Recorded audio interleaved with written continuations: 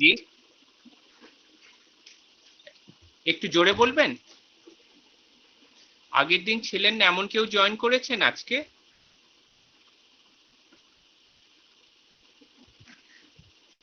আপনারা শুনতে পাচ্ছেন? আগের দিন ছিলেন না এমন কি কেউ জয়েন করেছেন? জয়েন করলে একটু তার মাইকটা অন করে একটু বলবেন।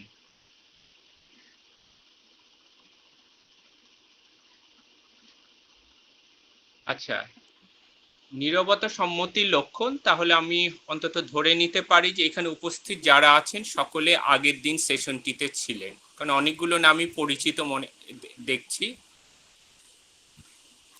হ্যালো, আসসালামু আলাইকুম স্যার। জি জি, কিছু বলবেন? জি, আমি আমি গত ক্লাস থাকতে পারিনি নেট স্লো নেট কানেকশনের জন্য। আমি আজকে নতুন জয়েন করেছি। ওকে, আপনার নামটা? আমি শায়লা ইসলাম নিপা। ওকে, আপনি কোন ডিপার্টমেন্টে একটু পরিচয়টি দিন। জি, আমি ফিলোসফি ডিপার্টমেন্টের ফোর্থ ইয়ার চলছে রানিং। ঠিক আছে, ওকে, অসুবিধা নেই। আগের দিনের সেশনটির ভিডিওটিও আছে, এছাড়া একটা লিংক দিয়ে দেওয়া হয়েছে যেখানে হ্যাঁ, আমি গুলো আছে, ইচ্ছা করলে আপনি সেগুলো দেখে নিতে পারেন। আচ্ছা, আজকের সেশন জি স্যার। বিষয় যেটি হচ্ছে সেটি হচ্ছে রিসার্চ ডিজাইন। তাও রিসার্চ ডিজাইনের একটি পার্টিকুলার বিষয়, একটি পার্টিকুলার মেথড যেটি নিয়ে আমরা আজকে আলাপ করব, সেটি হচ্ছে কোয়ালিটেটিভ রিসার্চ। কিন্তু তার আগে একটু আগের দিন থেকে আজকের দিন পর্যন্ত একটু আসি।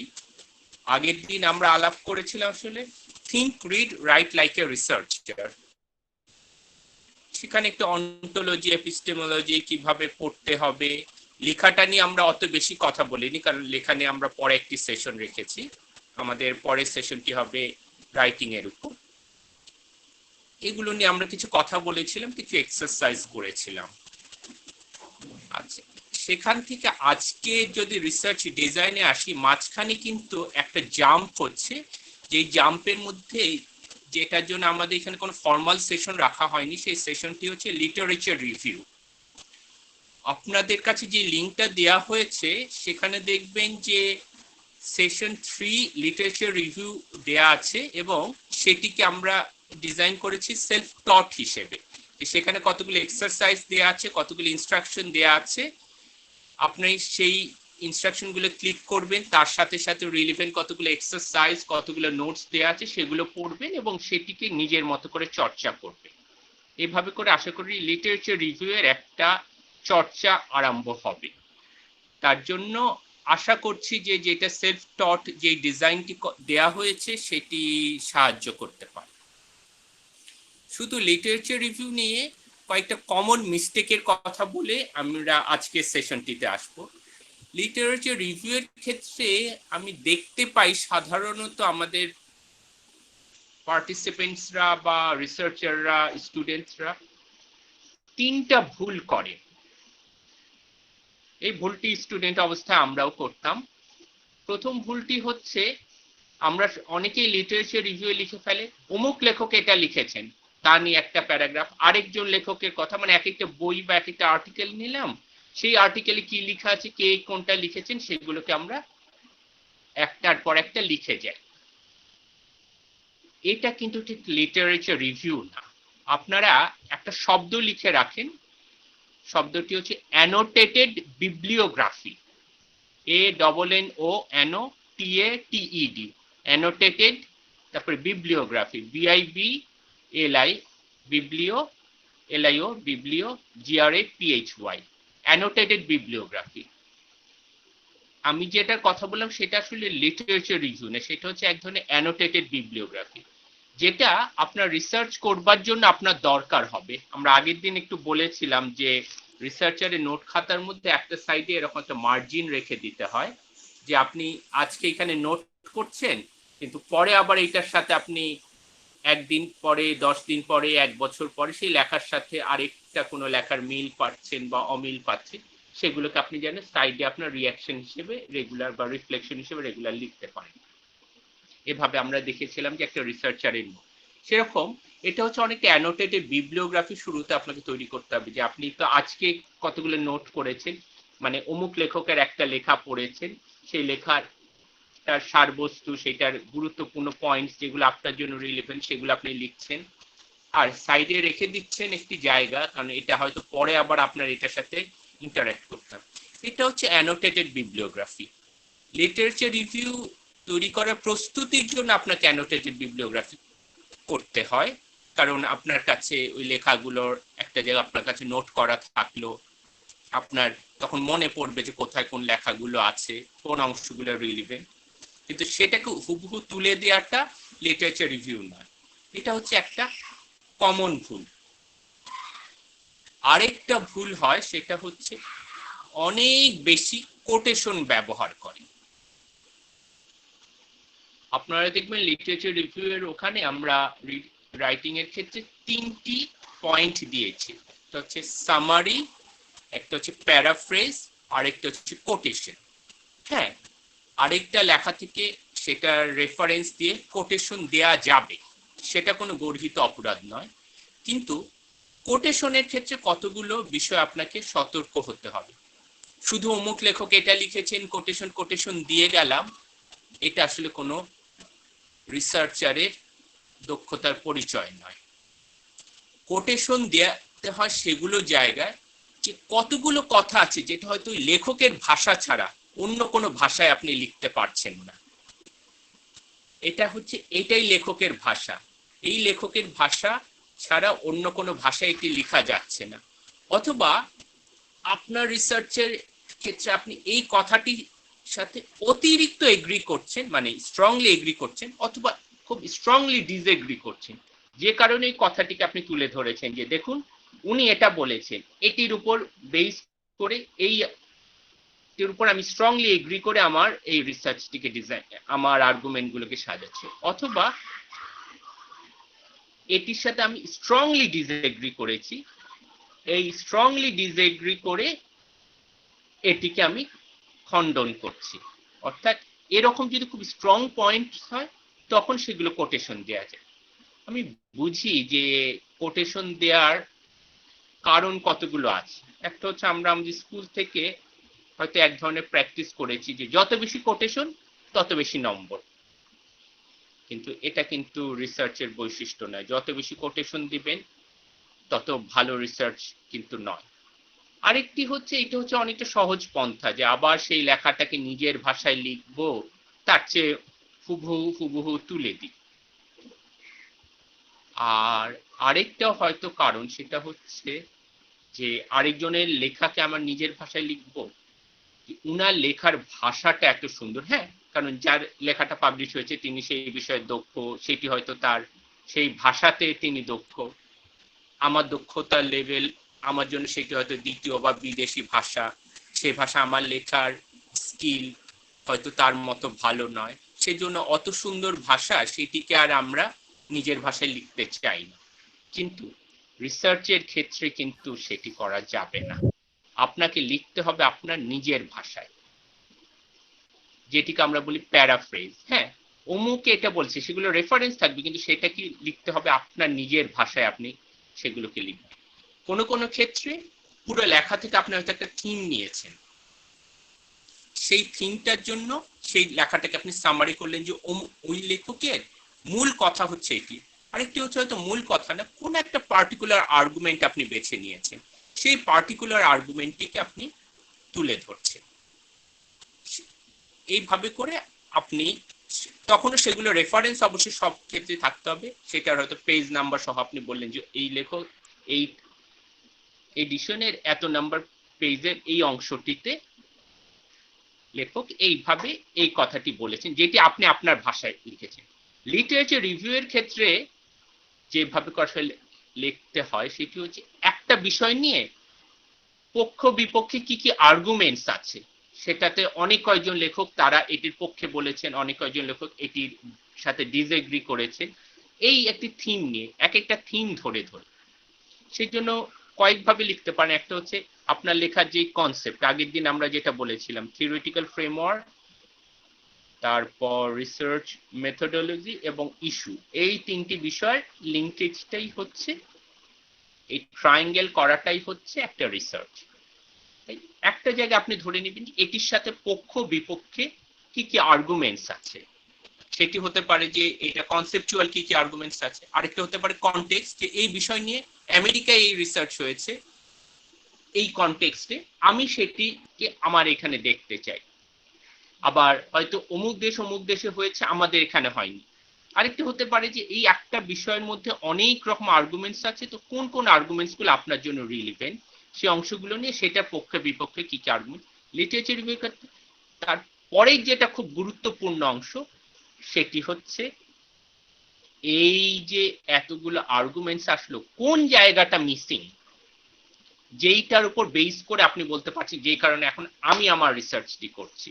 এত লেখক এত কাজ করেছেন, এই অংশটি করেন। একটা হতে পারে যে এইটা নিয়ে চায়নায় কাজ হয়েছে, বাংলাদেশে কাজ হয়নি। আরেকটা হতে পারে যে বাংলাদেশেই কাজ হয়েছে কিন্তু আজকে 10 বছর আগে হয়েছে, এখন হয়নি। বা একটা হচ্ছে এই বিষয়টিকে এই লেন্স দিয়ে দেখা হয়েছে কিন্তু এইভাবে করে দেখা হয়নি। এরকম নানা রকম ভাবে আপনি আর্গুমেন্টস গুলোকে সাজিয়ে তারপর আপনার লিটারেচার রিভিউ শেষ হবে এরকম, যে এই এত অংশ দেখেছি, এই অংশটা দেখা হয়নি, এইটার উপর আমি লিখছি। আমি বেশ কুইক গেলাম লিটারেচার রিভিউ, কিন্তু আপনারা একটু দেখবেন যে ওখানে সেলফ টকে কতগুলো প্র্যাকটিস দেয়া আছে, কতগুলো ডিজাইন দেয়া আছে, আপনারা সেগুলো একটু দেখবেন। কিন্তু এর জন্য সবচেয়ে গুরুত্বপূর্ণ আসলে যেটি, সেটি হচ্ছে যে নানা রকম রিসার্চ গুলো পড়বেন।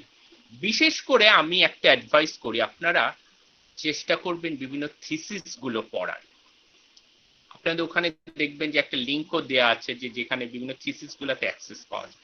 বিশেষ করে থিসিস গুলোর লিটারেচার রিভিউ চ্যাপ্টারটি পড়বেন। এটা কতগুলো জায়গায় আপনার উপকার করবে। একটা হচ্ছে লিটারেচার রিভিউর একটা ডিজাইন করতে সহায়তা করবে, আরেকটি হচ্ছে লিটারেচার রিভিউ যিনি করছেন, বিশেষ করে যারা থিসিস করছে তাদের কথা বলি, তারা তো খানিকটা তাদের পাশ করবার জন্য অনেক পরিশ্রম করে কাজটি করছেন, যে কারণে তাদের অনেক পরিশ্রম করতে হয়, যে কারণে তাদের অনেক রেফারেন্স গুলো থাকে শেষে, সেখান থেকে আপনি আপনার রিলেভেন্ট রেফারেন্স গুলো বেছে নিতে পারবেন।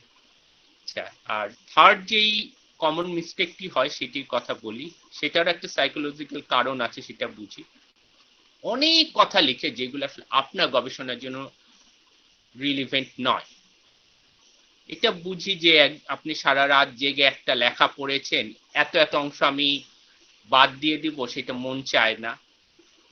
তারপর এত সুন্দর সুন্দর লেখক কথা বলেছেন, সেই কথাগুলো আমি জেনেছি, না লিখে আমি কিভাবে যাই, সেটা আমি বুঝি যে এরকম, এটা মনে হওয়া খুব স্বাভাবিক। আপনাদের বয়সে বা গবেষণা করার সময় আমাদেরও মনে হয়।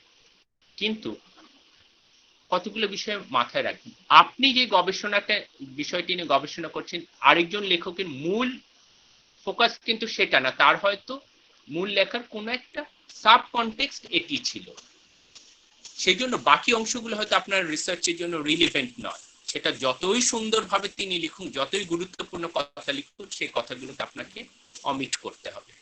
অর্থাৎ শুধু যেইটুকু অংশ আপনার প্রয়োজন, শুধু সেইটুকু অংশ বেছে নিন। আচ্ছা, এখন আসি আজকের বিষয়টিতে।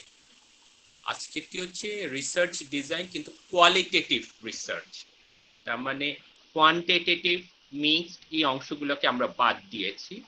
এটার হয়তো একটা কারণ যে এখানে যারা উপস্থিত আছেন বেশিরভাগই হয়তো আর্টস অ্যান্ড সোশ্যাল সায়েন্স ব্যাকগ্রাউন্ডে।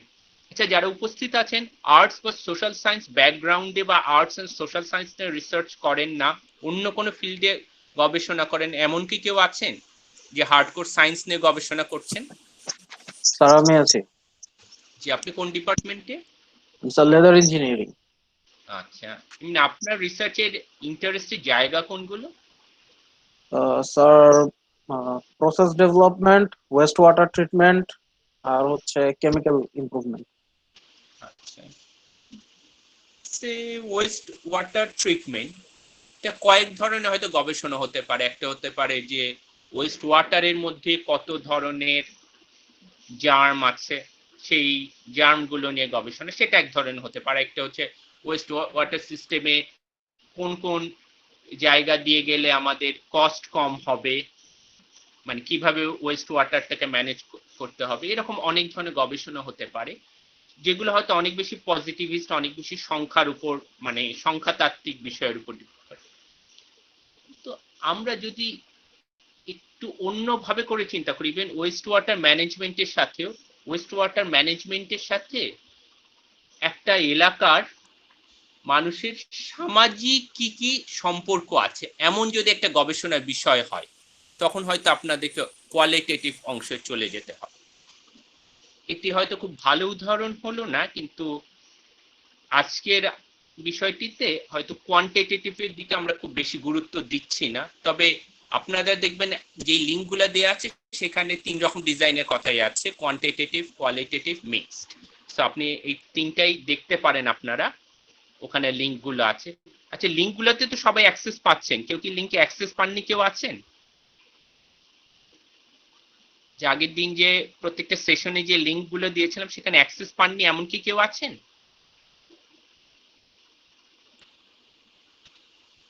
একটু আপনাদের কথা শুনে, আপনারা কি কেউ লিঙ্কগুলো দেখেছেন? কেউ একজন একটু বলুন। স্যার দেখেছিলাম, অ্যাক্সেস তো পাওয়া যাচ্ছে, আমি তো পাচ্ছি অ্যাট লিস্ট। তাহলে ধরে নেওয়া যায় যে অ্যাক্সেস গুলো পাওয়া যাচ্ছে, কারণ মানে নেটের বিষয়ে তো অনেক সময় হয়তো প্রবলেম হতে পারে। আচ্ছা, ওখানে সব রকম 3 রকম ডিজাইনের কথা দেওয়া আছে, কিন্তু আজকে আমরা মাঝখানের একটা বেছে নিলাম, কোয়ালিটেটিভ রিসার্চ। আবার তাহলে প্রথম কথাটিতে আসি, যেটিতে আমরা সেশন আরম্ভ করেছিলাম, theoretical framework, research method, substantive issue. এই তিনটির মাঝখানে যোগাযোগ স্থাপন করাটি হচ্ছে রিসার্চ। এখন আমরা এই তিনটির মধ্যে আজকে যে বিষয়টি নিয়ে কথা বলছি সেটা হচ্ছে মেথোডোলজিরও একটা পার্টিকুলার অংশ, একটা মেথড। আচ্ছা, তার আগে একটু বলে রাখি, আমরা খুব কমন কতগুলো ভুল করি। মেথড এবং মেথোডোলজিকে আমরা অনেক সময় একসাথে গুলিয়ে ফেলি।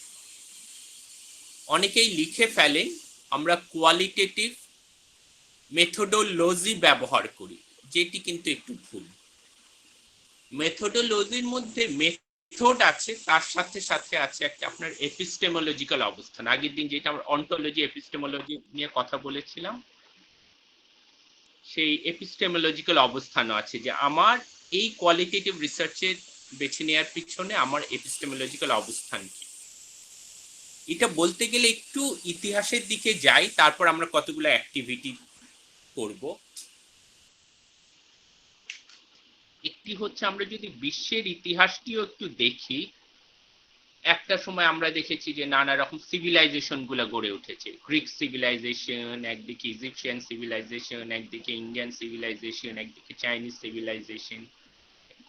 ইজিপশিয়ানরা পিরামিড বানাচ্ছে, গ্রিকরা চিন্তা করছে, ভারতে এক ধরনের দর্শন বিজ্ঞানের চর্চা হচ্ছে, চীনে এক ধরনের প্রশাসন, তারপর রাষ্ট্র বা একই সাথে এক ধরনের প্রযুক্তির চর্চা হচ্ছে। নানা জায়গায় নানা রকম চর্চা, এক একটি সিভিলাইজেশন গড়ে উঠছে। তারপরে আমরা দেখি যে বিশ্বে নানা রকম সাম্রাজ্য গড়ে উঠেছে, যে একদিকে রোমান সাম্রাজ্য, একদিকে পার্সিয়ান সাম্রাজ্য, এক সময় গ্রিক সাম্রাজ্য, আলেকজান্ডার সাম্রাজ্য, নানা রকম সাম্রাজ্য গড়ে উঠেছে। তারপরে যদি আমরা আসি, তখন দেখবো এক সময় সমুদ্র নৌপথ আবিষ্কার হয়েছে। ধীরে ধীরে ইউরোপে, এতক্ষণ পর্যন্ত কিন্তু আমরা ইউরোপের কথা সেভাবে বলিনি, ইউরোপের দেশগুলোতে ধীরে ধীরে, বিশেষ করে ইংল্যান্ডের দিকে, এক ধরনের ইন্ডাস্ট্রি গড়ে উঠছে। একই সাথে সাথে বিভিন্ন নৌপথগুলো তৈরি হচ্ছে, এবং তার সাথে সাথে বিভিন্ন কলোনিগুলো তৈরি হচ্ছে। এরপর একটা সময় আমরা দেখব, সে আজকে যে আমরা বাস করছি 2020 সালে, যদি বেশি দিন আগে না, 100 বছর আগেও দেখি, আমরা কেউ না কেউ হয়তো কোনো না কোনো কলোনির আন্ডারে ছিলাম। কেউ ছিলাম হয়তো আমরা ব্রিটিশ কলোনির আন্ডারে, কেউ ফ্রেঞ্চ কলোনির আন্ডারে, কেউ স্প্যানিশ কলোনির আন্ডারে, কেউ ডাচ কলোনির আন্ডারে। মানে কারো না কারো ছত্রছায়া বা এক ধরনের সম্পর্কের মধ্যে একটা ছিল colonial master and colonised people. এর সাথে সাথে, এটা হচ্ছে একটা দিক, এর সাথে সাথে ইউরোপে কতগুলো বিষয় ঘটে গেছে। তার মধ্যে একটি হচ্ছে রেনেসা। রেনেসার সাথে সাথে এক ধরনের বিজ্ঞান, প্রযুক্তি, এগুলোর বিকাশ ঘটেছে। তার সাথে সাথে কতগুলো দর্শনেরও বিকাশ ঘটেছে। সেই দর্শনগুলোর মধ্যে কতগুলো দর্শন হচ্ছে অবজারভেশন, যে কোনো একটা কিছু অবজার্ভ করে ইন্দ্রিয় দিয়ে আমরা পর্যবেক্ষণ করব। যদিও এটি কিন্তু একেবারে যে নতুন তখন তা না, গ্রিক চিন্তার মধ্যেও অনেক আগে, ভারতীয় চিন্তার মাঝেও অনেক আগে এরকম ব্যাপারগুলো ঘটেছে। আমরা শুধু চিন্তার ইতিহাসে যদি দুটো বড় স্ট্রিম আমরা দেখি, তাহলে আপনারা দুটো শব্দ লিখে রাখুন, রেশনাল আর একটা হচ্ছে এম্পেরিক্যাল। RATION, rational thinkers. আরেক দলকে আমরা বলতে পারি এম্পেরিক্যাল থিঙ্কার, EMPIMPRICAL, এম্পেরিক্যাল। রেশনালিস্টরা তারা চিন্তা করছেন এভাবে করে যে কোনো কিছু জানতে হলে মূল প্রশ্ন, আগের দিন যেমন আমরা করেছিলাম যে আমি কি বাস্তবকে জানতে পারি, অর্থাৎ এপিস্টেমোলজিক্যাল যেই অন্টোলজিক্যাল যে প্রশ্নগুলো, সেখানে হচ্ছে আরেকটি প্রশ্ন যদি এর সাথে যুক্ত করি, কিভাবে জানতে পারি। কিভাবে জানতে পারির ক্ষেত্রে যে বিষয়টি আসছে সেটি হচ্ছে কতগুলো হতে পারে যে আমি চিন্তা করে করে বের করছি, একটার সাথে একটা লজিক দাঁড় করিয়ে আমি চিন্তা করছি, করে একটা জ্ঞান অর্জন করছি। এটাকে আমরা বলি রেশনালিস্টরা এইভাবে করে জ্ঞান অর্জনের পন্থাকে বলে। আরেক দল বলছে না এম্পিরিসিস্ট, তারা হচ্ছে না হয় আমি অবজার্ভ করব, মানে কোন ইন্দ্রিয় দিয়ে, হয় সাউন্ড শুনবো, টাচ করব, বা স্মেল নেব, বা স্বাদ নেব, মানে কোনো না কোনো ইন্দ্রিয় দিয়ে বিষয়টিকে অবজার্ভ করা গেলে তখন সেখান থেকে আমরা জ্ঞান অর্জন করতে পারি। এক ধরনের এম্পিরিসিস্ট এর এক ধরনের। এটা হচ্ছে ইতিহাসে কখনো রেশনালিস্ট, কখনো এম্পিরিসিস্ট, কেউ না কেউ চিন্তায় রুল করেছে, কোনো সময় একসাথে হয়েছে, অনেক সময় একসাথে ব্লেন্ড হয়েছে। তো সেটা একটা ভিন্ন এবং ইন্টারেস্টিং আলোচনার বিষয়, কিন্তু সেই দিকে আমরা যাচ্ছি না। সেটি কখনো আমাদের আড্ডা বা কথার সুযোগ হলে তখন আমরা হয়তো দর্শন বা চিন্তার ইতিহাস নিয়ে আলাপ করতে পারি। মোদ্দা কথা যেটি হচ্ছে, এগুলোর অনেক প্রভাব আমাদের একাডেমিয়াতে পড়েছে। যে যারা গবেষণা করে তাদের রুটি রোজগার জোগাড় করেন, যারা শিক্ষকতা করে তাদের রুটি রোজগার জোগাড় করেন, সেখানেও কতগুলো কিভাবে গবেষণা করতে হবে, কিভাবে জ্ঞান অর্জন করা যাবে, এর ক্ষেত্রে কতগুলো প্যারাডাইম আমরা বলতে পারি, যে কতগুলো চিন্তা ডোমিনেট করেছে। একটা সময় পর্যন্ত কোয়ান্টিটেটিভ চিন্তা ডোমিনেট করেছিল, যেমন যে একটা কিছু, সেটি হতে পারে আমার হাতে মনে করেন একটি লোহা আছে, লোহাকে যদি সার্টেইন চাপে এবং সার্টেইন অ্যাটমসফিয়ারে আমি হিট দেই, তাহলে লোহা বাড়ে। তাহলে লোহা যে এটা বাড়ছে, এটাকে যদি আমরা ব্যাখ্যা করি, তার মানে এটার মাঝখানে হয়তো অণুপরমাণুর কোনো গঠনে কোনো পার্থক্য হচ্ছে যে কারণে বাড়ছে। এটি আমরা ঢাকা বিশ্ববিদ্যালয়ে বসে এক্সপেরিমেন্ট করলেও যেই ফল হবে, আমেরিকাতে ওই সার্টেইন টেম্পারেচারে certain temperature, certain atmosphere maintain করলে হবে, রাশিয়াতে করলেও হবে, চীনে করলেও হবে। তার মানে এক ধরনের জেনারেলাইজ করতে পারছি, যে একটা অবজার্ভ করছি যে হিট দিলে লোহা বাড়ে, এটি এখানে ক্ষেত্রে যেমন সত্য, সব ক্ষেত্রে তেমন সত্য। এখন কেউ কেউ ধরে নিতে পারে যে এইটা ফিজিক্যাল ওয়ার্ল্ডের ক্ষেত্রে যেমন ঘটে, এই একইভাবে আমি সামাজিক বিষয়গুলোকেও আমি সেই একইভাবে জানতে পারি, অর্থাৎ সামাজিক বিষয়গুলোকে আমি জেনারেলাইজ করতে পারি। তখন আমি হয়তো প্রশ্ন করতে পারি যে আপনার কাছে, যে আপনাদের সকলের কাছে যদি আমি কোয়ান্টিটেটিভ রিসার্চের ফরম্যাটে আমি যদি চিন্তা করি,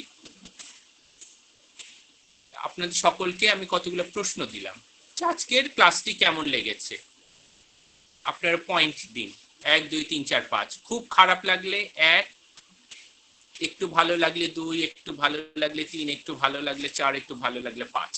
এখন কেউ হয়তো আপনাদের খুব খারাপ লেগেছে, তিনি 1 দিয়েছেন, আরেকজনের একটু ভালো লেগেছে, তিনি 2 দিয়েছেন, আরেকজনের আরেকটু ভালো লেগেছে, তিনি 3 দিয়েছেন, কেউ দিয়েছেন 1।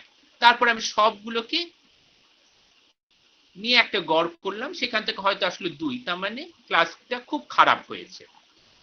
এইভাবে আমি হয়তো জেনারেলাইজ করলাম।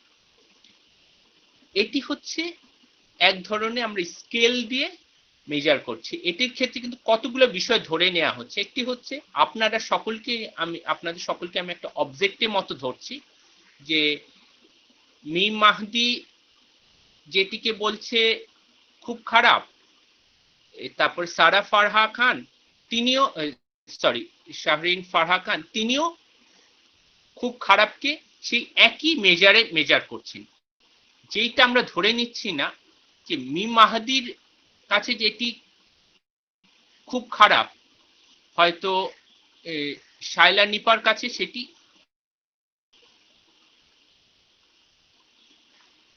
একই রকম খারাপ নাও হতে পারে। তার কাছে হয়তো খুব খারাপের অর্থ অন্যরকম, যে তার কাছে হয়তো এত কিছু না হলে সেটি খুব খারাপ, আবার আরেকজনের কাছে এইটুকু হলেই সেটি খুব খারাপ। কিন্তু যখন আমি এক দিয়ে মেজার করছি তখন কিন্তু ধরে নিচ্ছি যে শায়লা নিপারও এক অর্থ যা, তারপরে আশিকুর রহমানেরও এক অর্থ তাই। এটি হচ্ছে, এবং তারপর আমি ধরে নিচ্ছি যে এখান থেকে এইভাবে গড় করে এক ধরনের রেজাল্ট ড্র করা যায়। আচ্ছা, এটা আমি খুব কুইক গেলাম, এইখান থেকে হয়তো কনসেপ্টটা ক্লিয়ার হবে না, কিন্তু মোদ্দা কথা এখানে যেটি হচ্ছে যে কোয়ান্টিটেটিভ রিসার্চের ক্ষেত্রে আমরা হয়তো অনেক বেশি সংখ্যার উপর ডিপেন্ড করে আমরা এক ধরনের জেনারেলাইজ করছি। তার সাথে সাথে যেই বিষয়টির সম্পর্ক আছে সেটি হচ্ছে এখানে কিন্তু এক ধরনের পাওয়ারের বিষয় আছে। পাওয়ার মানে গবেষক হিসেবে আমি কিন্তু আমার একটা অবস্থানকে আপনাদের উপরে ধরে নিচ্ছি, যে আপনাদের অবস্থান এখানে, আমার অবস্থান এখানে, যে আপনাদের বাস্তবতা কি সেটাকে আমি এখানে বসে জেনারেলাইজ করতে পারি, অর্থাৎ এক ধরনের পজিটিভিস্ট অবস্থান।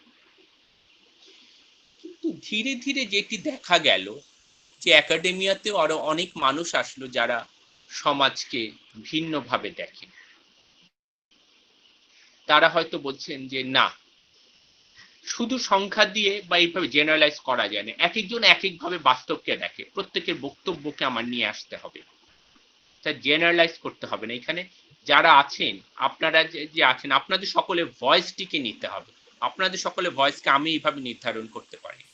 তারপরে এছাড়া এই সময় অনেক অ্যাক্টিভিস্টরা আসলেন, যে যারা মনে করছেন যে, অনেকে আসলেন মার্কসিস্ট, যারা মনে করছেন যে সবকিছু আমাকে মার্কসিস্ট অ্যাঙ্গেল থেকে দেখতে হবে এবং আমি সেইভাবে আমার বক্তব্য রাখতে চাই।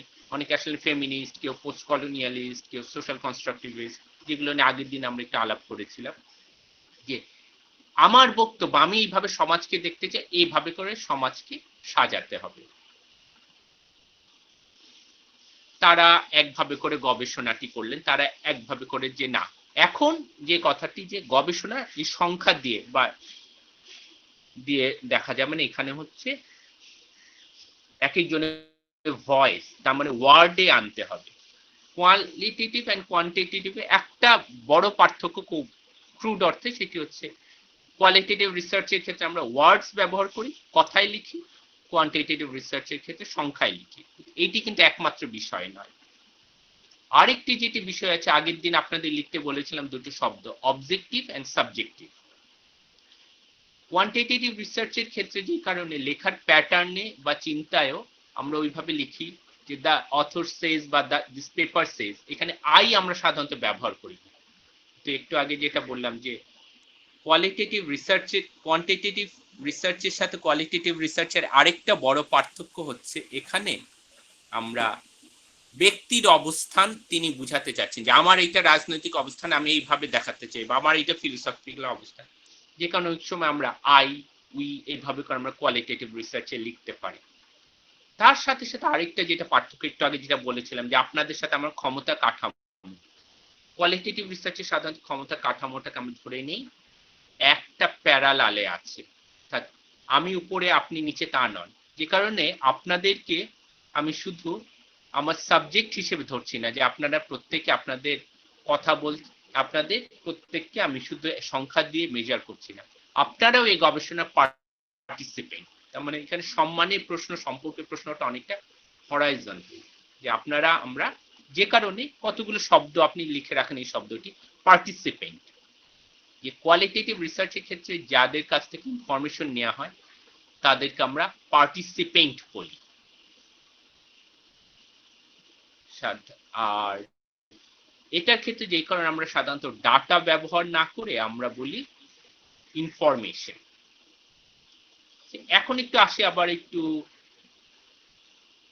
একটা মেথডের মধ্যে কি কি থাকতে পারে, যে মেথোডোলজি চ্যাপ্টারে কোয়ান্টিটেটিভ রিসার্চ যারা করেন তাদের সাধারণত তার এপিস্টেমোলজিক্যাল অবস্থানটি বলতে হয় না, কারণ এটা ধরেই নেওয়া হয়, এটা এতই চর্চিত হয়েছে যে তিনি পজিটিভিস্ট সেটা বলবার প্রয়োজন হয়। কোয়ালিটেটিভ রিসার্চের ক্ষেত্রে আপনি ফার্স্ট ধাপটি লিখে রাখুন, আপনি প্রথম কথাটি লিখুন আপনার এপিস্টেমোলজিক্যাল অবস্থান, যে আমার ফিলোসফিক্যাল স্ট্যান্ড এটা। আপনি পজিটিভিস্ট, পোস্ট পজিটিভিস্ট, মার্কসিস্ট যেটি হন, আপনার এপিস্টেমোলজিক্যাল অবস্থান। তাহলে মেথোডোলজিতে শুরুতে আপনি লিখছেন আপনার মেথোডোলজিক্যাল, আপনার ফিলোসফিক্যাল অবস্থান। তারপরে এটি এখন আপনি কোয়ালিটেটিভ কোয়ান্টিটেটিভ দুটোই করেন, যে প্রসেসই করেন, এখানে আপনাকে প্রথম যে বিষয়টি আনতে হচ্ছে সেটি তো হচ্ছে আপনি কিভাবে ডাটা কালেক্ট করছেন বা কিভাবে ইনফরমেশন কালেক্ট করছেন। তাহলে আপনি এখন লিখে রাখুন ডাটা কালেকশন অথবা ইনফরমেশন কালেকশন।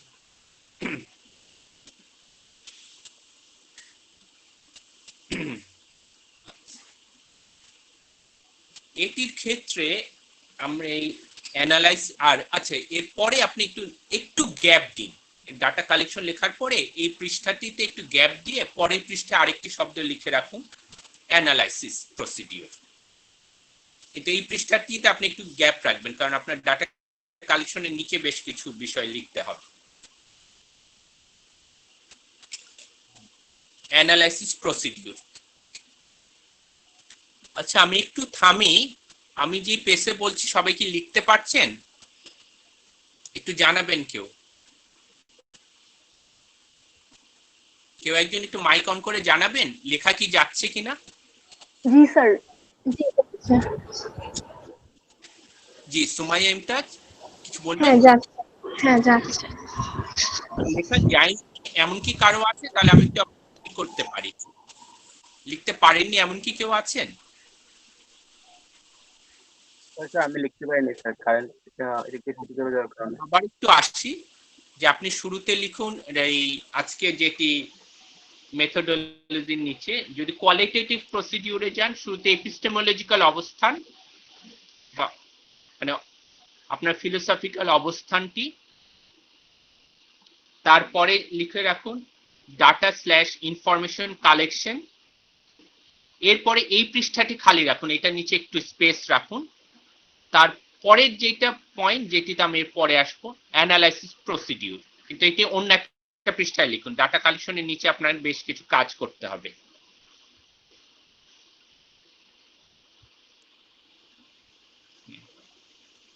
জোয়াং কি লিখতে পেরেছেন? জি স্যার লিখতে পেরেছি। আচ্ছা, এখন একটু কুইক একটা অংশে আসি, যেটি অবশ্য খুব বেশি বিস্তারিত আলাপ করব না। একটি হচ্ছে যে আপনি তো কারো না কারো কাছ থেকে ডাটা বা ইনফরমেশন নেবেন, কাদের কাছ থেকে। এই জন্য শুরুতে একটু লিখে রাখুন স্যাম্পলিং। স্যাম্পলিং শব্দটি একটু লিখুন এই ডাটা কালেকশনের নিচে, স্যাম্পলিং। স্যাম্পলিং এ বিষয়টি কি হচ্ছে, একটি হচ্ছে মনে করুন যে আজকেই যদি আমরা এখন স্যাম্পল একটি করি, যে আপনারা কতজন, এখন 17 জন এখানে পার্টিসিপেট করছেন, আচ্ছা 18 জন পার্টিসিপেট করছেন। মনে করুন আপনার সকলে হচ্ছে আজকে তাহলে রিসার্চের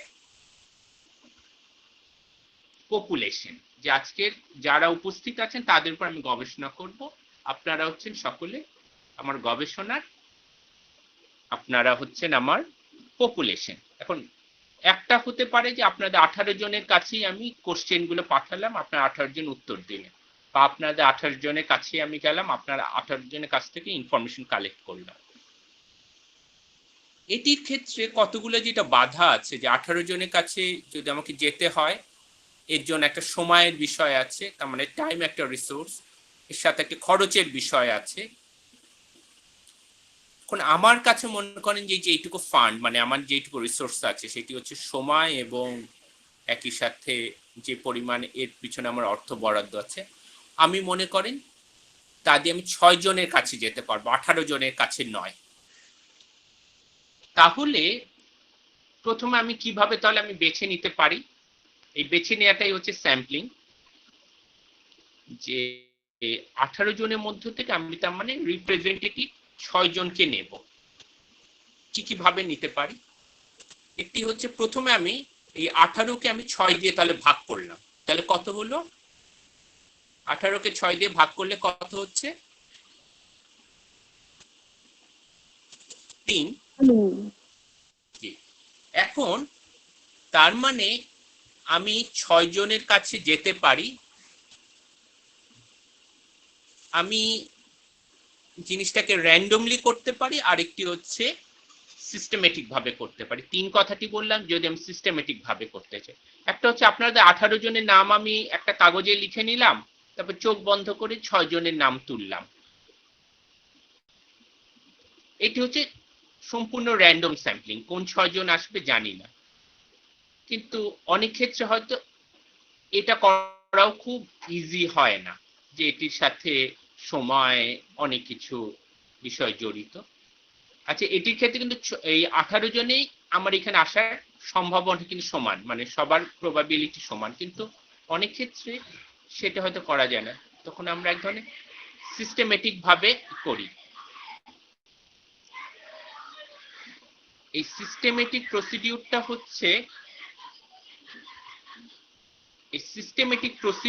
হচ্ছে, আমরা মনে করি যে আপনারা যে 18 জন আছেন,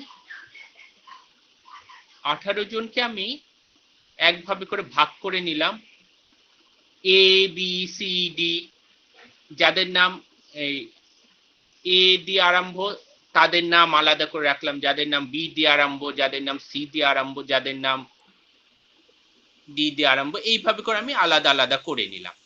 তার মানে একদম সিস্টেমেটিক ভাবে আপনাদের ভাগ করে নিলাম। তারপরে আমি এই এ থেকে একজন, বি থেকে একজন, সি থেকে একজন, এইভাবে করে আমি হয়তো 6 জনকে বেছে নিলাম। তার মানে আগেরটা ছিল সিঙ্গেল স্টেজে, এখন কিন্তু মাল্টিপল স্টেজে করছি, যে আরেকটি স্টেজ করে এইখান থেকে কয়েকজনকে আমি বেছে নিচ্ছি। তার মানে এক ধরনের সিস্টেমিক। আরেকটা হতে পারে যেটাকে আমরা স্ট্র্যাটিফাই বলা হয়, যে আপনাদেরকে আগে কতগুলো স্ট্র্যাটিফাই করা হয়েছে, সেখান থেকে আমি কয়েকজনকে বেছে নিয়েছি, এ থেকে একজন, বি থেকে একজন, সি থেকে একজন, এইভাবে করে বেছে নিয়েছি। সেখানেও আবার আমরা সিস্টেমেটিক ভাবে করতে পারি, সেটি নিয়ে যদি আমরা স্যাম্পলিং নিয়ে কোনো সেশন করে আরো ডিটেইল করব। আরেকটি যেটি করা যায়, যে এ বি সি ডি ভাগ করে আমি প্রত্যেকের কাছে গেলাম না, শুধু বি দিয়ে যাদের নাম তাদের সবাই কাছে আমি গেলাম, তার মানে এক ধরনের ক্লাস্টার করে সেই ক্লাস্টার গুলো থেকে বেছে নিলাম। এগুলো কতগুলো স্যাম্পলিং, কতগুলো হতে পারে কোটা, আগে আমি ভাগ করে নিলাম এ বি সি ডি, তারপরে এর মধ্যে থেকে ছেলে একজন মেয়ে একজন, বির মধ্যে থেকে ছেলে একজন মেয়ে একজন, এইভাবে করে আমি ভাগ ভাগ করে নিলাম। নানা ভাবে করে করা যায়।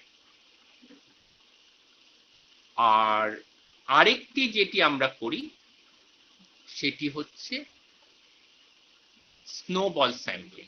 স্নোবল হচ্ছে কতগুলো পার্টিকুলার কেসের জন্য, মনে করেন যে কতগুলো রিসার্চের ক্ষেত্রে আপনার পক্ষে হয়তো ওইভাবে সবার কাছ থেকে আসলে ইনফরমেশন পাওয়া যায় না, হয়তো খুব সেন্সিটিভ ইস্যু, এটা পার্টিকুলার কেউ কেউ জানে, সেটির ক্ষেত্রে আমরা বলি অনেকটি স্নোবল স্যাম্পলিং। মনে করেন যে কোনো একটা কেসে কেউ একজন ভিকটিম হয়েছে, তাদের সবাইকে আপনি চেনেন না, একজনকে আপনি চেনেন, তার সাথে কথা বললে তারপরে তাকে জিজ্ঞাসা করলেন যে আরো কার কার কাছ থেকে আমি পেতে পারি, তিনি আরো 5 জনের কথা বললেন, তখন আপনি আরো 5 জনের কাছে গেলেন।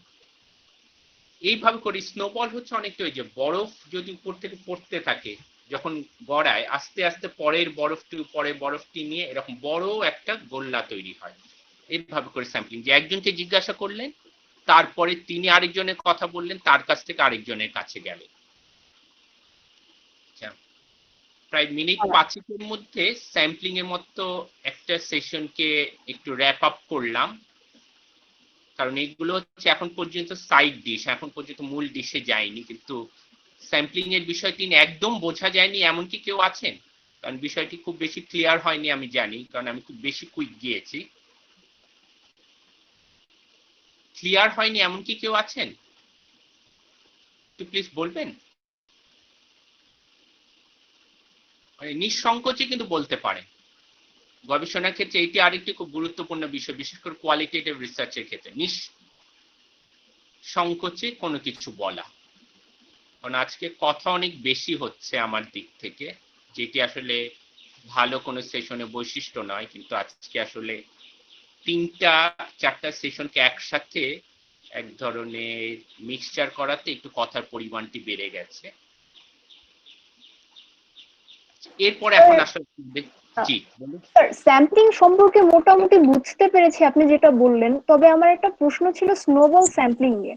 জি এখানে একটু রিস্ক থেকে যায় না যে আমি আমার একজন পরিচিত একজন থাকে, এখন সে যদি অন্যদের ব্যাপারে এরকম তথ্য দিতে না পারে, তাহলে তো হয়ে গেল না স্যাম্পলিং এর মানে পার্টিসিপেন্ট জোগাড় করতে। তা তো সংকটটা হলো, কিন্তু মনে করেন যে কতগুলো কেস একটু সেন্সিটিভ একটা হয়তো কেস, যে যাদের কাছে আসলে আপনি ওইভাবে অ্যাক্সেস পাবেন। মনে করেন যে আপনি চোর নিয়ে গবেষণা করতে চাচ্ছেন, হ্যাঁ, এটা যদি র্যান্ডমলি আপনি 10 জনকে বেছে নেন, এখন আপনার ইউনিভার্সিটির 10 জনকে যদি আপনি বেছে নেন যাই তুমি কিভাবে চুরি করো, হয়তো সেটা ক্ষেত্রে তিনি আপনাকে ইনফরমেশন গুলো দিতে পারবেন না, কারণ তিনি তো চোর নন। আপনি কোন একজন পার্টিকুলার চোরের কাছে গেলেন, সেই তারপরে আপনি আরো একজন চোরের কাছে যেতে চান, আমরা বাংলায় বলি না চোরে চোরে মাসতুতো ভাই, চোর হয়তো আরেকজন বলতে পারবে যে আমার ওই ওই এলাকায় চুরি করে অমুকে। এইভাবে করে তাদের একটা নেটওয়ার্ক তৈরি হয়, এইভাবে করে স্যাম্পলিং। হ্যাঁ, রিস্ক তো আছে, সবাই যে ইনফরমেশন দিবে তা না, এরকম অনেক রকম সংকটে পড়বেন, যেটি এর পরের অংশটিতে আসে ডাটা কালেকশনের সময় যে ইনফরমেশন নেয়া, এইটা ইটসেলফ একটি স্কিল, যেটা প্র্যাকটিসটা আমরা এর পরে করব। কিন্তু রিস্ক আছে, কোনো স্যাম্পলিং কোনো রিসার্চই পারফেক্ট না, যে কারণে আমরা একটা লিমিটেশন চ্যাপ্টার রাখি।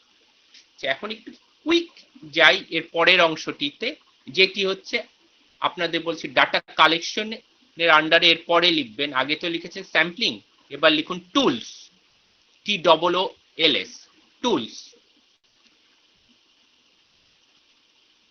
টুলস মানে কোন টেকনিক দিয়ে বা কোন বিষয়গুলো ব্যবহার করে আমি ডাটা বা ইনফরমেশন নিচ্ছি। কোয়ালিটেটিভ রিসার্চের আগে একটু কোয়ান্টিটেটিভ রিসার্চের ক্ষেত্রে আসি। কোয়ান্টিটেটিভ রিসার্চের ক্ষেত্রে কিন্তু অনেক ক্ষেত্রেই আমরা কোশ্চেনিয়ার বা সার্ভে এগুলোকে ব্যবহার করি, যে এরকম একটা লিকার্ট স্কেল দিয়ে দিলাম বা একজনের কাছে 10টা প্রশ্ন দিলাম, তারা উত্তরগুলো দিলেন। সেটা লিখারও অনেকগুলি স্কিল আছে, যেটি অন্য একটি বিষয়।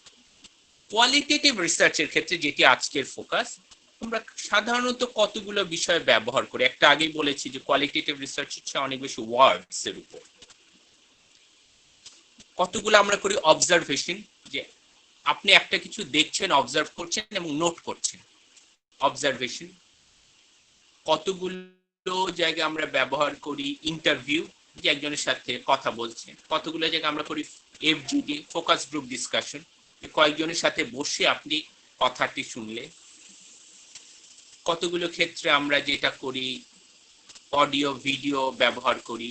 কতগুলো ক্ষেত্রে ডকুমেন্টগুলো নিয়ে ডকুমেন্টকে অ্যানালাইসিস করি। কতগুলো ক্ষেত্রে আমরা হচ্ছে এক জায়গায় গিয়ে ফিল্ড নোটস নেই, যে ওখানে গিয়ে যা যা দেখলাম, যা যা এক্সপেরিয়েন্স হলো সেগুলো লিখলাম, মানে রিসার্চারের ডায়েরি। এগুলো হচ্ছে টুলস। আমরা এখন কতগুলো একটু প্র্যাকটিস করব, তার আগে একটু বলে রাখি যে সাধারণত 3 রকম টুলস থাকে, মানে 3 রকম ভাবে করে টুলস গুলোকে সাজানো হয়। কতগুলো হচ্ছে একদম স্ট্রাকচার, আমি একদম পার্টিকুলার কতগুলো প্রশ্ন নিয়ে গেলাম, এই প্রশ্নগুলো জানতে চাইলাম।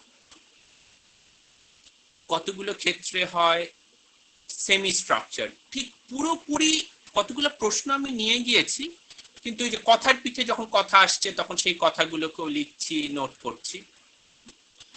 কতগুলো ক্ষেত্রে হয় আনস্ট্রাকচার, কোনো কিছুই আমি ঠিক করে যাইনি, কথা বলছি আড্ডা থেকে অনেক কিছু জানছি। সাধারণত কোয়ালিটেটিভ রিসার্চে মধ্যপন্থাটি ব্যবহার করা হয়, সেমি স্ট্রাকচার, যে টোটালটি স্ট্রাকচার না করে এক ধরনের সেমি স্ট্রাকচার ফরম্যাটে ফলো করা হয়।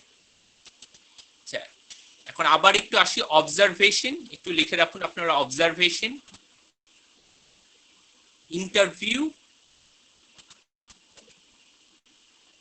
FGD, audio visual recording, field notes,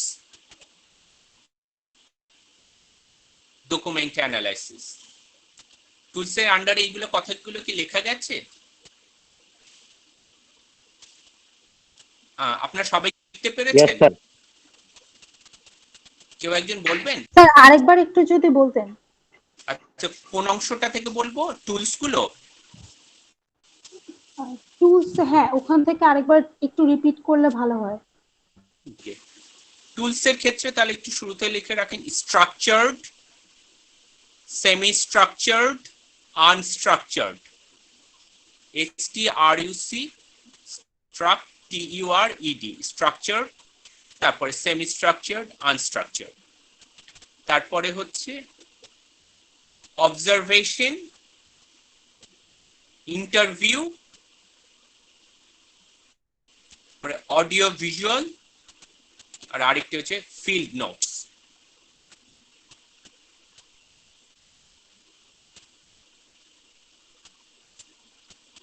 ছাড়া ওই লিংকের মধ্যে পয়েন্টস গুলো আপনাদেরকে দিয়ে দিয়েছি, আপনারা ওখান থেকেও লিখে নিতে পারবেন। এখন একটা একটু আপনাদের টাস্ক দেব। টাস্ক হচ্ছে সবার হাতের কাছে ঘড়ি আছে, কারণ এটার সাথে সময়টার সম্পর্ক আছে। আমার ঘড়িতে 12:16 বাজে, আমরা ঠিক 12:20 আরম্ভ করবো। আপনাদের সকলকে কিন্তু ঘড়ি ধরে 12:17 বাজে, ঠিক 12:20 এখানে আসতে হবে। এর মাঝখানে 1 মিনিট আপনারা আপনাদের খাতা নিয়ে যে কোনো জায়গায় যেতে পারেন, কিন্তু খেয়াল রাখবেন যে 12:20 এখানে আসতে হবে। তার মানে টোটাল 3 মিনিট সময় আছে।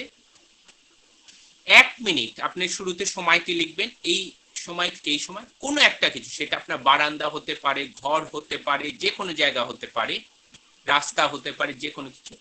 কি কি দেখলেন সেগুলো লিখবেন। যে অর্থাৎ দেখছি আর লিখছি, দেখছি আর লিখছি, দেখছি আর লিখছি। আবার বলছি, কি কি দেখলেন সেগুলো লিখবেন। সময় 1 মিনিট। ঠিক আছে, সবাই বুঝতে পেরেছেন? কয়টা থেকে কয়টা লিখছেন সেটাও লিখবেন। ঠিক আছে, আমি তাহলে জাস্ট 3 মিনিট পরে আমি আবার কথা আরম্ভ করব। ইনস্ট্রাকশনটি কি বুঝা গেছে? জি স্যার।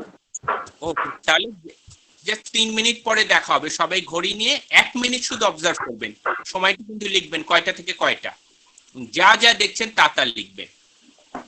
ওকে, 3 মিনিট পরে আমাদের দেখা হচ্ছে।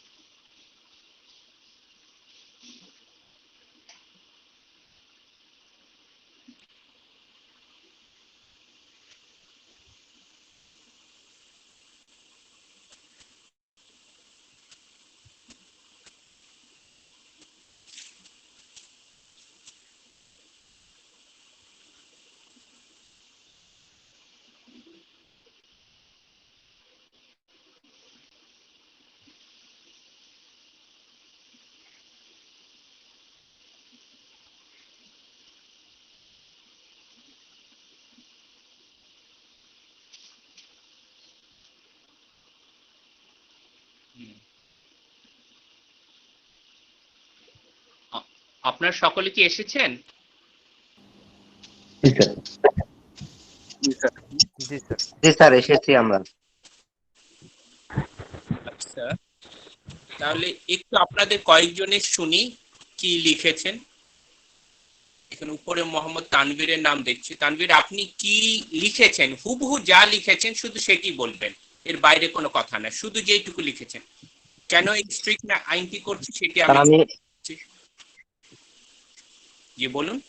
স্যার আমি দেখেছি 2টি আম গাছ, একটি ডেকচি, পাথর, মগ, পাইপ, দড়ি, ফুলের গাছ, তালা এবং গাছের মধ্যে আম। ওকে, কয়টা থেকে কয়টা, কোন সময়টিতে? স্যার 12টা 19 থেকে 12টা 20।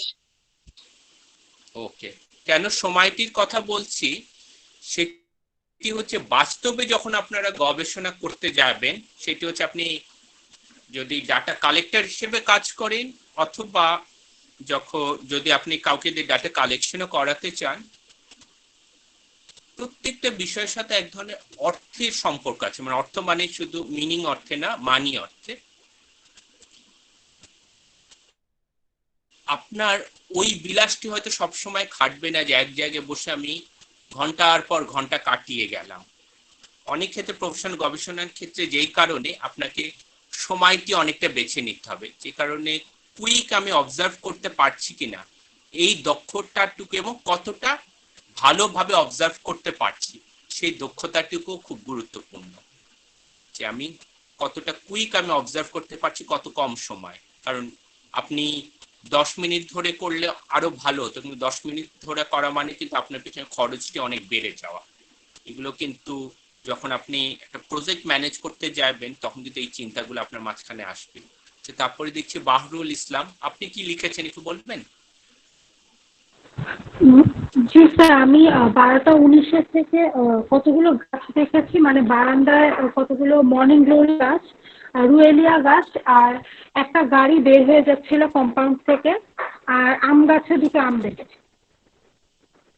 ওকে, তারপরে জোয়ান রাখাইন। জি স্যার, আমি দেখেছি কনস্ট্রাকশন, গাছ,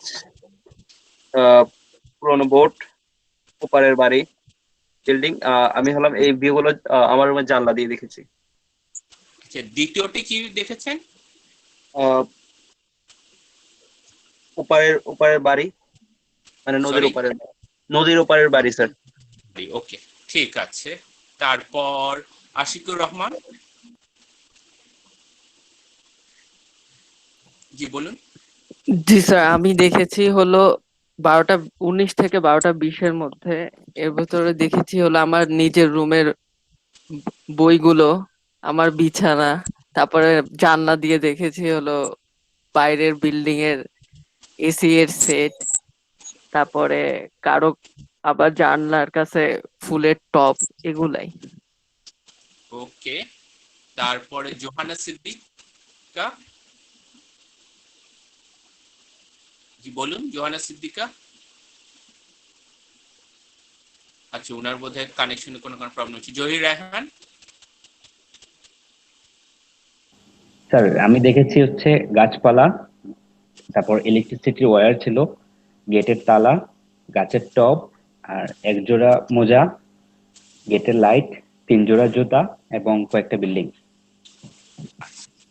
আচ্ছা, একটা বিষয় আসি, আপনি কিন্তু দেখেছেন গাছ, পালা দেখেননি। হ্যাঁ, মানে কতগুলো বিষয় কেন বলছি, আপনাদের এখন পর্যন্ত এই প্রবলেমটি হয়নি, কিন্তু এই টাস্কটা দিলে অনেক বেশি যেটা একটা প্রবলেম হয়, অনেকেই তার ভ্যালু অ্যাড করে ফেলে। সাধারণত এটা আসলে মানুষকে অবজার্ভ করলে সেটারই এতে যে ওই মানুষটা অত্যন্ত ব্যস্ত। আপনি কিন্তু যখন অবজার্ভ করছেন, যেটা সেটা অ্যানালাইসিসের পার্থক্য, অবজারভেশনে কিন্তু আপনি কিন্তু ব্যস্ততা দেখেননি, আপনি কিন্তু পালা দেখেননি, আপনি শুধু গাছ দেখেছেন। বা আমরা অনেক সময় লিখবি লোকটা অনেক ব্যস্ত, কিন্তু যে আমি লোকটার ব্যস্ততা দেখছি, ব্যস্ততা কিন্তু আমি দেখিনি। আমি দেখতে পারি যে লোকটা এই কাজগুলোকে কম সময়ের মধ্যে 10টা কাগজ টেনে নিচ্ছে, বা লোকটা হাঁটার গতি অন্যের হাঁটার গতির চেয়ে জোরে, এটি আপনি হয়তো দেখতে পারেন যে আপনি একটা গতি দেখেছেন যে লোকটি এখান থেকে এটি 1 মিনিটের মধ্যে এতখানি জায়গা তিনি দৌড়ে গেছেন, কিন্তু তিনি ব্যস্ততা যেটি আপনার আসলে ইন্টারপ্রিটেশনে আসবে। হ্যাঁ, এই বিষয়গুলো আসলে ধরবার জন্য এক্সারসাইজটা। আচ্ছা, তারপরে তাহলে কে করলো? এবার এখানে দেখছি মাসুম বিল্লাহ, আপনি কি লিখেছেন? স্যার আমি 12টা 19 থেকে 12টা 20 পর্যন্ত আমার রুমের জানালা দিয়ে দেখেছি স্যার। আমি দেখলাম স্যার। একটু জোরে বলবেন প্লিজ। হ্যালো, জি জি, একটু জোরে বলবেন। জি স্যার। আমি দেখলাম স্যার একটা কদম গাছের পাতা নড়ছে, আর একটা কাক রোদে তার শরীর শুকাচ্ছে, আর জানালা দিয়ে একটা টিকটিকি দৌড়ে গেল স্যার। জানলা দিয়ে একটা টিকটিকি দৌড়ে গেল জানালার কাছ থেকে। ঠিক আছে, তারপর হচ্ছে কে কে বাদ আছেন? মুকসিতা জাহান। স্যার আমি আমার রুমের টেবিল দেখেছি, ঘড়ি দেখেছি, চেয়ার দেখেছি, আলমারি দেখেছি, পর্দা, লাইট, ড্রেসিং টেবিল, একটা ওয়াটার বোতল এবং আমার সামনে খাতা এবং কলম।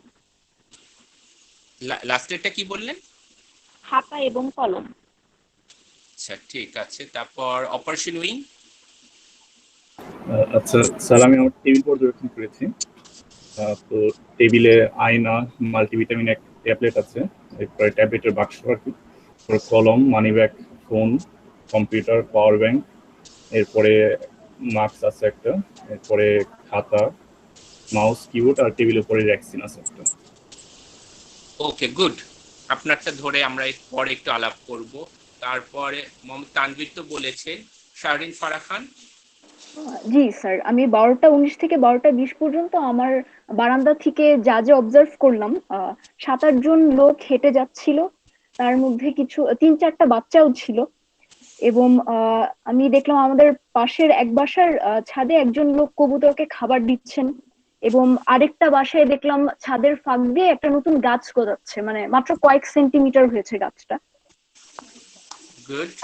কিছু কুকুর ঘুরে বেড়াচ্ছে, এবং আরেকটা বিল্ডিং এর ছাদে দেখলাম একটা পেঁপে গাছ হচ্ছে এবং বড় বড় পেঁপে ধরেছে।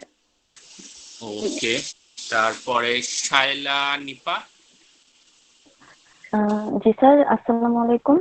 আমি পরিস্থিতিটা শুধু বলছি, আমি 12টা 19 থেকে 12টা 21 পর্যন্ত অবজার্ভ করেছি। আমি বাইরে তাকিয়ে দেখেছি যে বাইরে বৃষ্টি পড়ছে, সব জায়গায় পানি, আমার রুমেও হাঁটু অব্দি পানি। আমার পরিবারের সদস্যরা দ্রুত গতিতে প্রয়োজনীয় জিনিসপত্র গুছাচ্ছেন, এর মধ্যেই বাইরে একটা গাড়ি দেখতে পেলাম যেটা পানির মধ্যে দিয়ে সাঁকুড়ে চলে গেল। আমি দেখতে পেয়েছি। আপনি কিন্তু জিনিস গুছাচ্ছে দেখেছেন, প্রয়োজনীয় বিষয়টি কিন্তু দেখেননি, যেটা আপনার ইন্টারপ্রিটেশনে আসবে, অবজারভেশন মতে না। হ্যাঁ, ঠিক আছে। তারপরে হলো সুলতানা সুমি।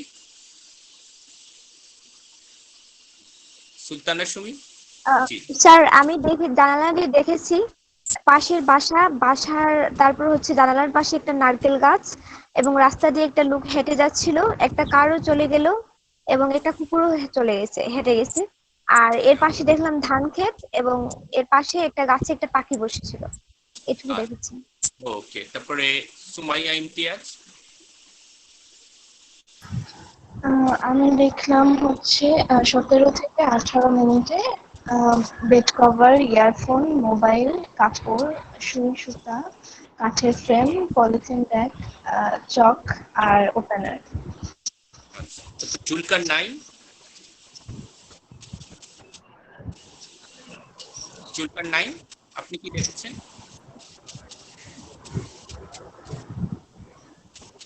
জি, একটু জোরে বলবেন।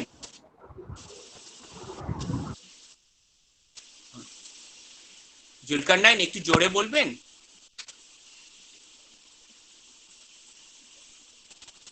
আচ্ছা আচ্ছা, এখানে আছেন, বলেননি এমন কি কেউ আছেন? জুলকার নাইনের কথা কি আপনারা শুনতে পাচ্ছেন? আমি কিন্তু এখানে সাউন্ড পাচ্ছি না। আচ্ছা, আমরা শুনতে পাচ্ছি না।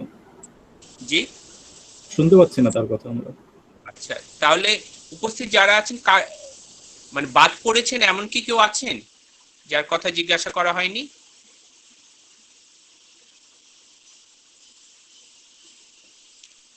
আচ্ছা, এখন আসি।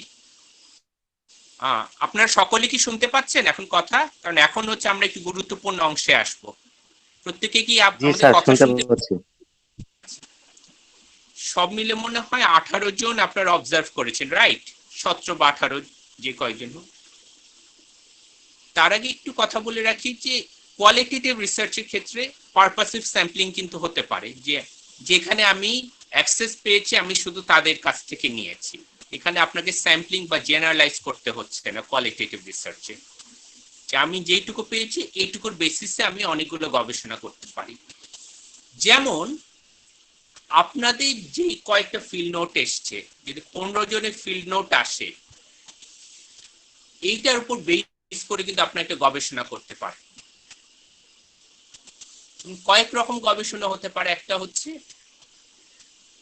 এই যে যেইটুকু অবজার্ভ করেছেন, আর একটু যদি বেশি অবজার্ভ করেন আরো ভালো করে বুঝতে পারবেন।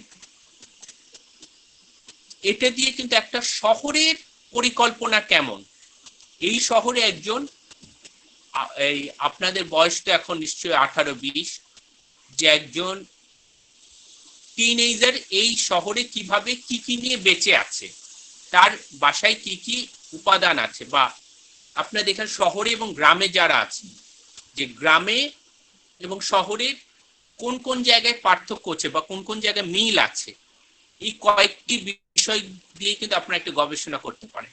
কেউ যদি এই বিষয়গুলোর একটা সাইকোলজিক্যাল দিক নিয়ে গবেষণা করতে চান, তাহলে একজনের বাসায় এই বিষয়গুলো থেকেই কিন্তু আপনি সাইকোলজিক্যাল অনেক কিছু বিষয় করতে পারেন। যে সবার এখানে যেটা কমন যে বিষয়টি যারা অবজার্ভ করেছেন দেখলাম যে মোবাইল, তার মানে এখনকার এই প্রযুক্তির সাথে মোবাইল একটা বিষয় যেটি সকলের মাঝে আছে।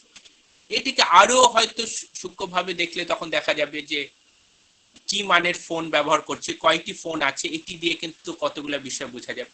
সবাই আকাশের দিকে তাকিয়ে এখন দেখছেন যে পাখি, এখন যদি এখনকার পাখি এবং কোভিড এর আগে কারো অবজারভেশন নোট নিন, এই দুটো অবজারভেশনের মধ্যে যদি পার্থক্য আপনারা দেখেন, তখন কিন্তু আপনার সমাজের অনেক কিছু বুঝতে পারবেন।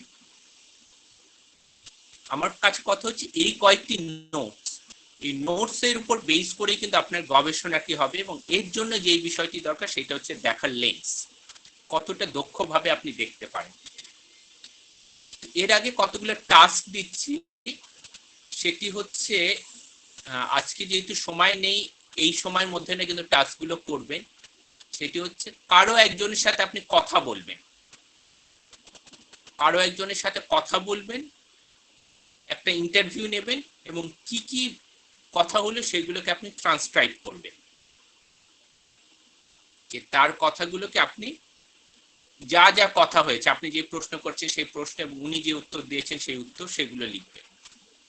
একটা প্রশ্ন আসতে পারে যে আমাকে কষ্ট করে কেন অবজারভেশন নোটটি লিখতে হচ্ছে, কারণ এটা তো আপনি একটা ভিডিও ক্যামেরা অন করে রাখলেই আপনি দেখতে পারতেন।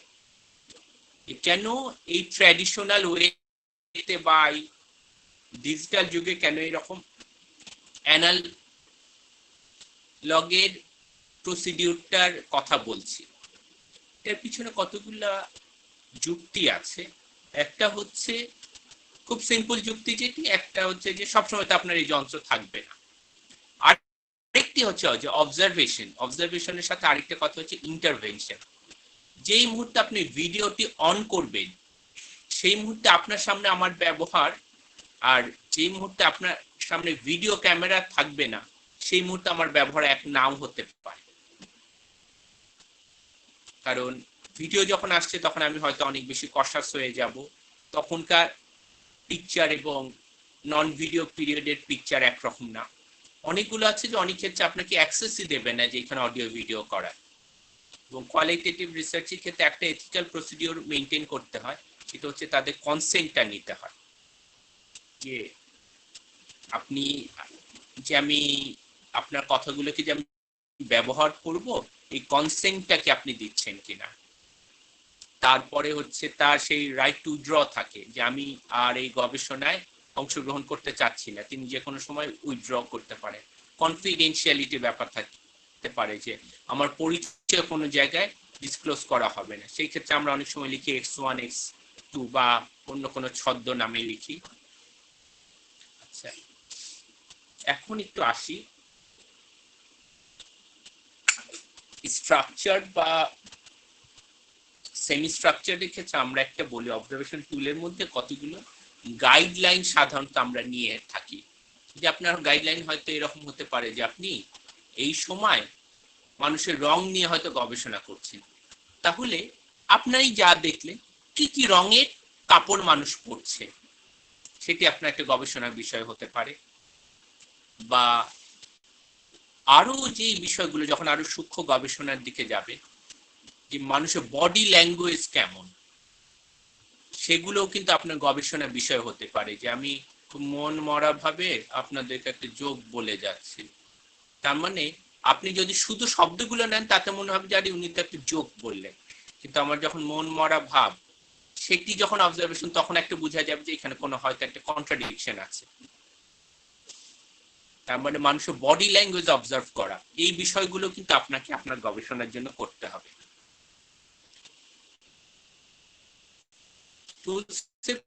আমরা লাস্ট 20 মিনিট একটু কোয়ালিটেটিভ রিসার্চ,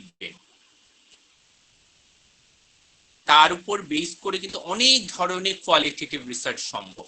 এর জন্য আপনাকে অনেক দূরে যেতে হয় না, অনেক বেশি খরচও হয়তো অনেক সময় করতে হয় না। তার আগে কতগুলো একটু বইয়ের ভাষায় কথা বলি। কি অনেক টাইপসের কোয়ালিটেটিভ রিসার্চ আছে।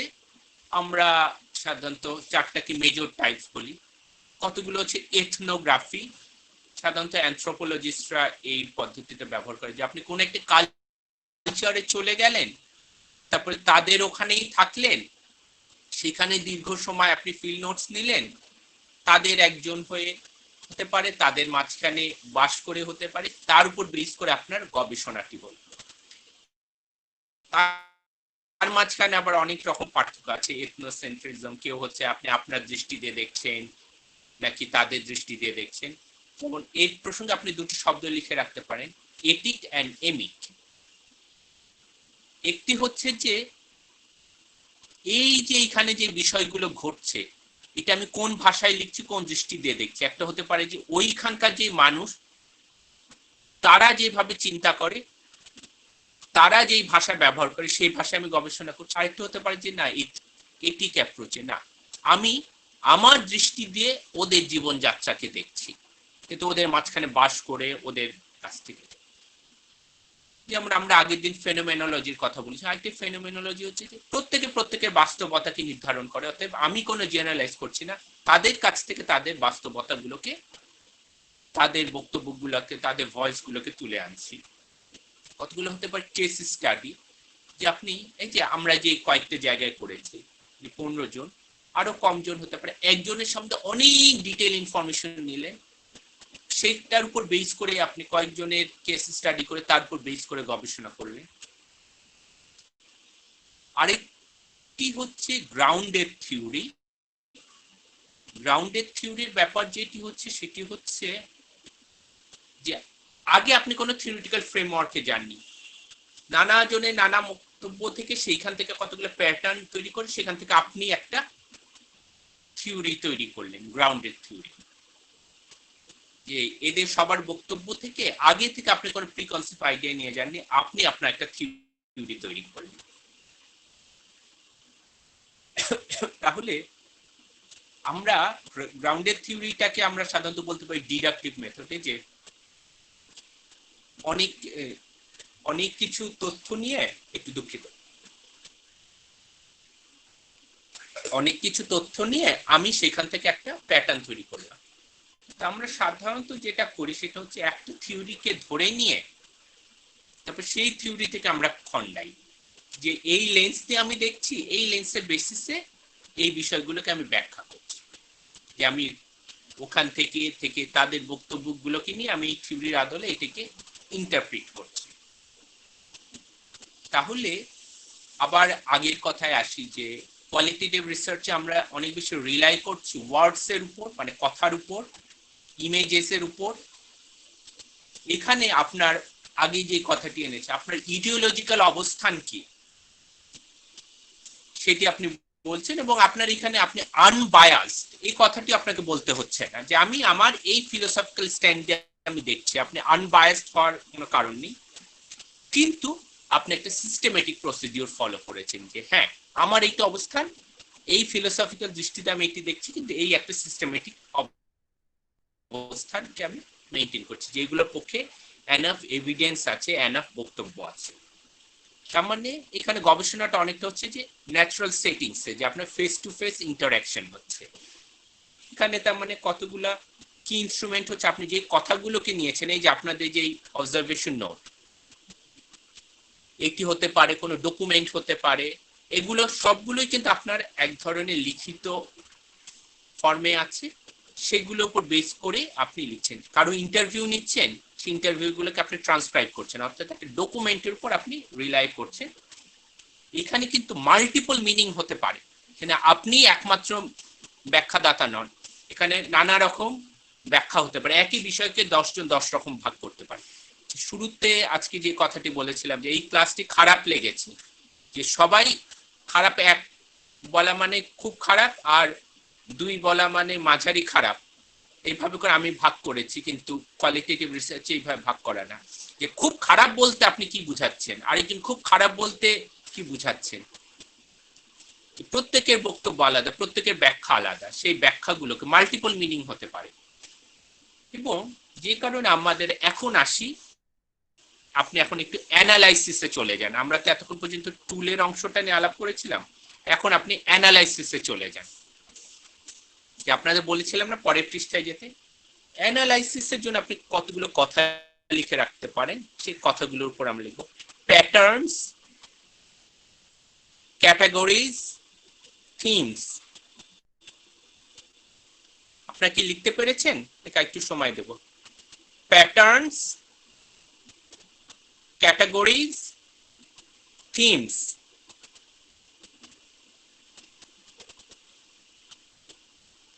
সবাই কি লিখতে পেরেছেন? কেউ লিখতে না পারলে প্লিজ একটু বলবেন, কেউ একজন বলুন। কেউ একজন একটু বলুন, আপনারা কি লিখতে পেরেছেন? জি স্যার। র্যান্ডম। আচ্ছা, লিখতে পারেননি কেউ আছেন?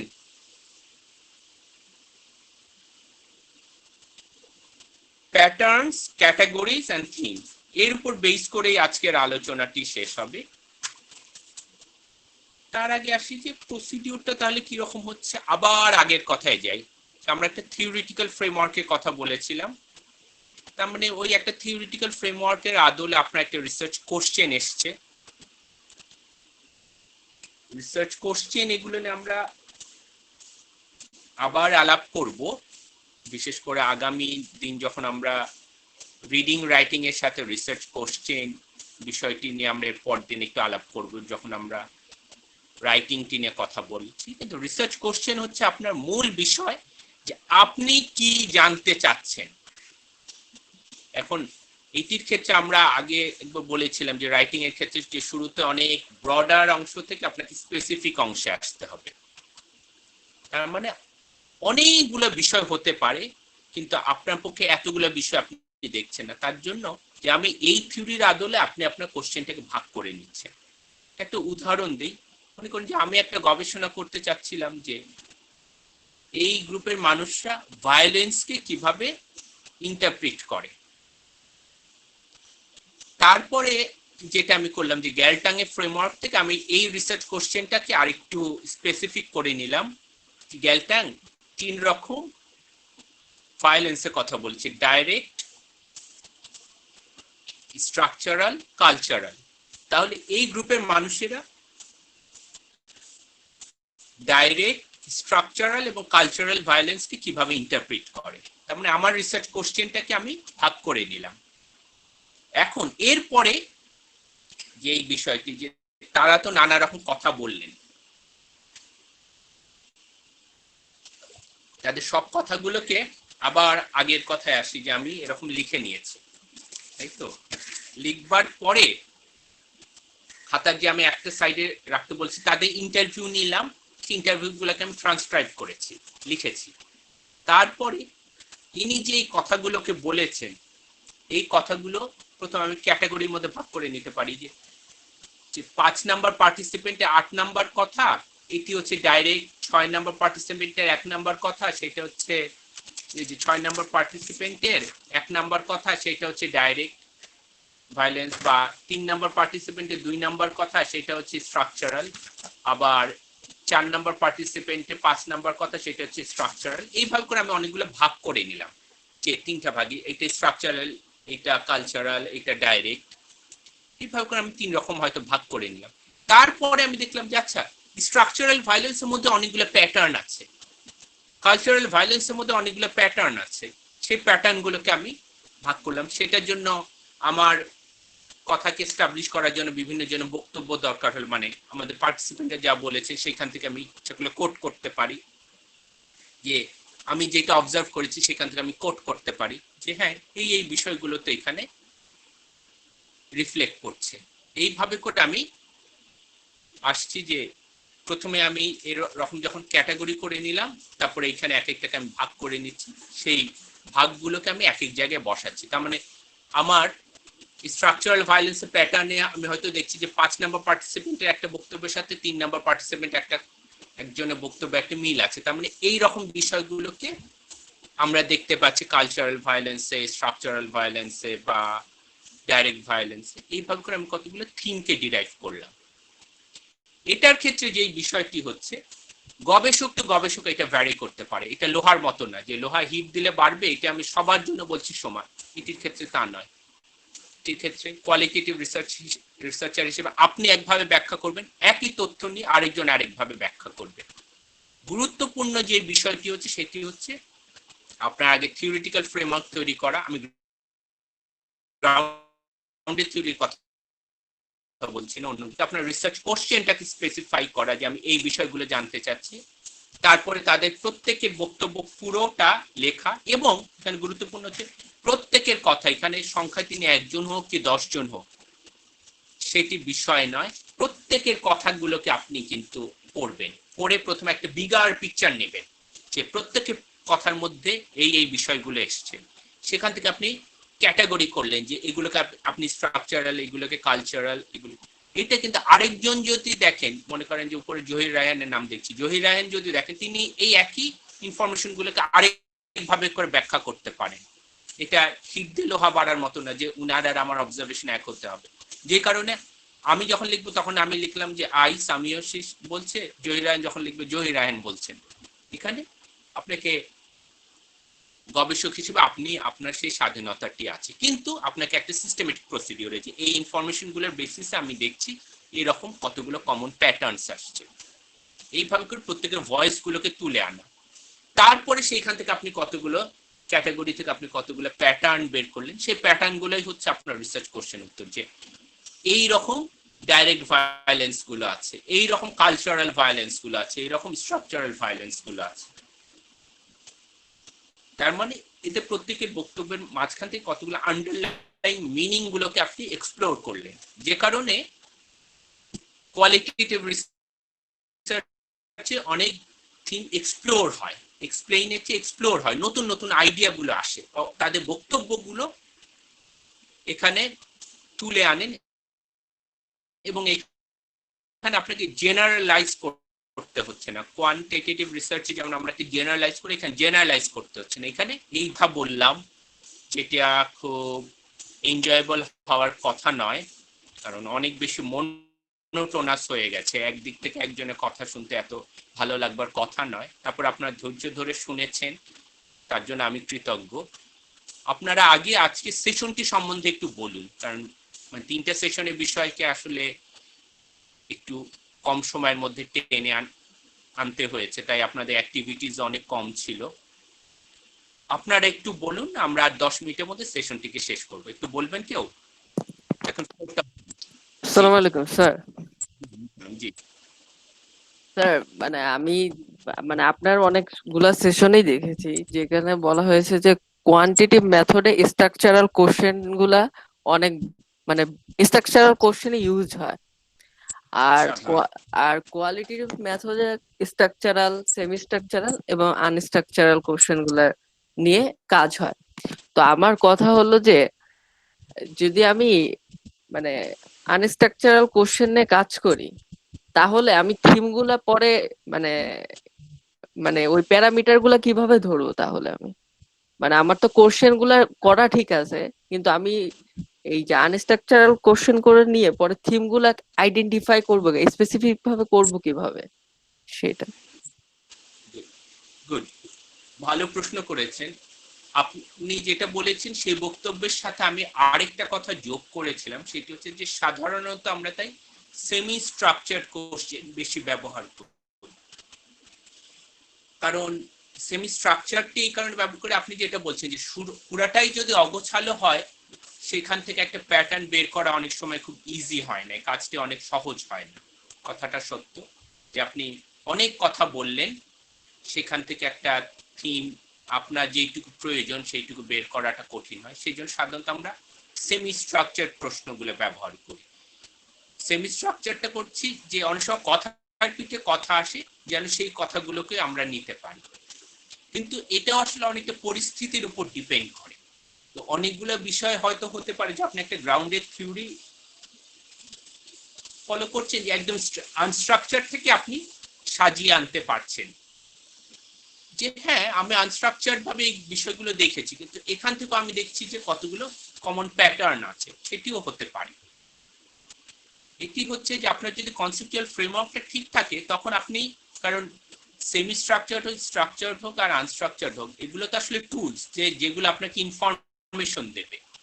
যে সোর্স থেকে আপনি ইনফরমেশন পান, আপনি ইনফরমেশন পাওয়ারটা জরুরি। তারপরে আপনার যদি থিওরিটিক্যাল ফ্রেমওয়ার্কটি ঠিক থাকে, কনসেপচুয়াল ফ্রেমওয়ার্ক রিসার্চ কোশ্চেনটা ঠিক থাকে, তাই তো সেইখান থেকে আপনি ক্যাটাগরি করছেন। এটা একটি ডিপেন্ড করছে আপনি আসলে কিভাবে কতটা দক্ষতার সাথে ফিল্ড নোটটা নিতে পারছেন। সঠিক উত্তর হলো কিনা, কিন্তু সেই জন্য সাধারণত আমরা বলি যে এখন সেশনগুলো তো হচ্ছে যে শুরুতে যখন সাইকেল চালানো শিখবেন, তখন একদম সোজা হয়ে বসে পা সোজা রেখে হাত সোজা রেখে চালানো, বা সাঁতার যখন প্রথম কাটা শিখবেন, তখন তো আমরা বলি হাত সোজা পা সোজা রেখে। তারপরে শিখে গেলে তখন হাত ছেড়ে এক হাতে পা হাতে, তারপরে শুয়ে শুয়ে ঘুরে ঘুরে নানাভাবে সাইকেল চালাতে পারেন বা নানাভাবে সাঁতার কাটতে পারেন। কিন্তু ইজি এবং কনভেনশনাল ওয়ে হচ্ছে সেমি স্ট্রাকচারটি ফলো করা। জি, তারপর আর কেউ?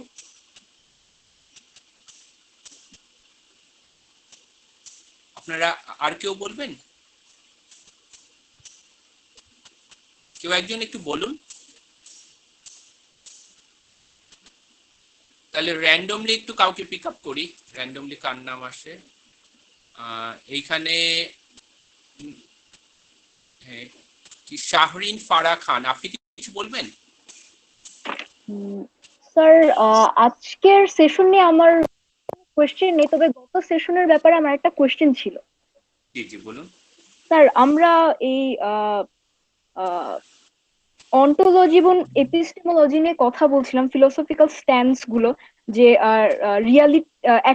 আমরা কি একটা বাস্তব আছে সেটা বিশ্বাস করি কিনা, এবং যদি করে সেটা কি আমরা জানতে পারি কিনা।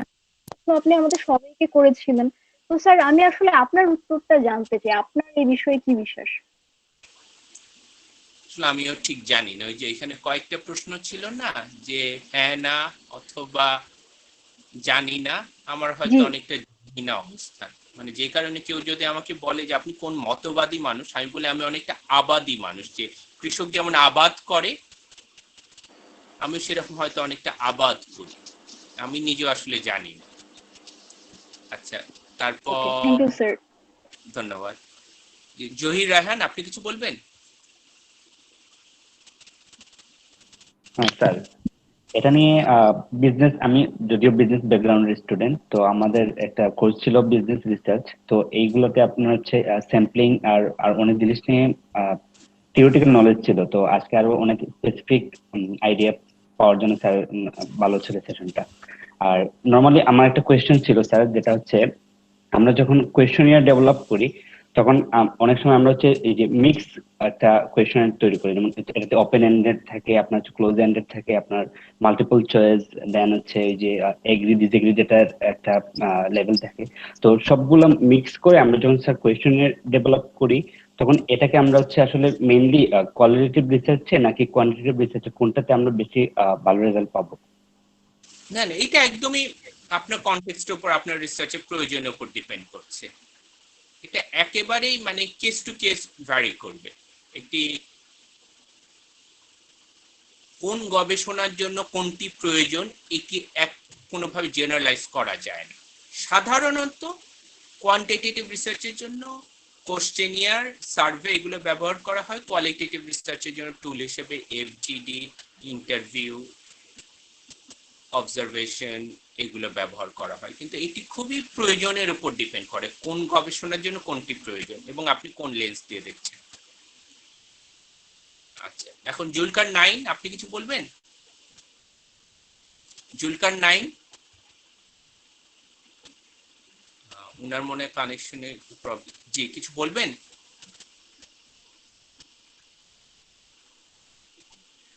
আমি একটু দুঃখিত, আপনার কথা আমি শুনতে পাচ্ছি না। আপনার কেউ কি উনার কথা শুনতে পেয়েছেন?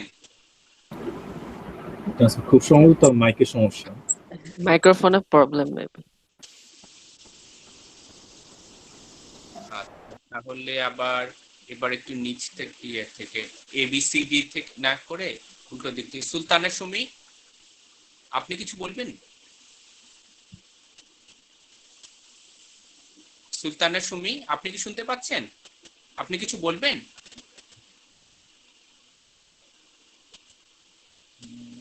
শায়লা নিপা,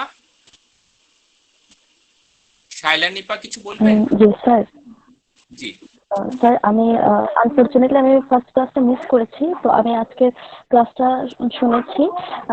আমি আপনার ক্লাস আমি আগেও করেছি, এইগুলোর উপরে আগে একবার শুনেছি, আবার আজকে শুনলাম। আমার বিষয়গুলো মোটামুটি স্পষ্ট হয়েছে। আর যেহেতু আমি ফিলোসফি স্টুডেন্ট, কিছু ছিল, ফিলোসফিক্যাল টার্ম ছিল, আমি বুঝতে পেরেছি। আমি ফার্স্ট ক্লাসটা আবার দেখার স্কোপ পাইনি, দেখার পর যদি কোথাও কোনো কনফিউশন থাকে আমি জানাবো। ঠিক আছে, লিংকগুলো আপনাদের কাছে তো দেয়াই আছে, আপনারা ইচ্ছে মতো দেখতে পারেন। জি স্যার, আমি পেয়েছি। ওকে, তারপরে মুকসিতা জাহান। মুকসিতা জাহান কিছু বলবেন?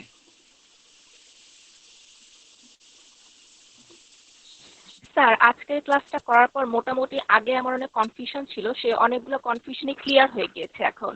প্যাটার্নস, ক্যাটাগরিজ এবং থিমস এই বিষয়গুলো, এরপর ডিরেক্ট, স্ট্রাকচার এবং কালচারাল যে বিষয়গুলো নিয়ে আলোচনা করেছেন এগুলো মোটামুটি এখন ক্লিয়ার।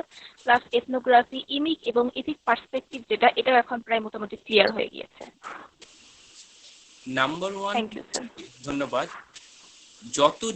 যত জায়গায় মানুষ কথা বলুক, সবচেয়ে সহজ এবং একমাত্র উপায় এখন পর্যন্ত হচ্ছে নিজে কাজটি করা। নিজের কাজটি করলে দেখবেন বিষয়গুলো আরো অনেক সহজ হয়ে যাবে। নিজে একটা কোনো গবেষণার সাথে সরাসরি যুক্ত থাকলে দেখবেন তখন বাকিগুলোর কাজ অনেক ইজি হয়ে যায় এবং একটি নিজেও করা যায়, খুব কঠিন কিছু নয়। তারপর এখানে আছে মোহাম্মদ তানভীর। তানভীর কিছু বলবেন?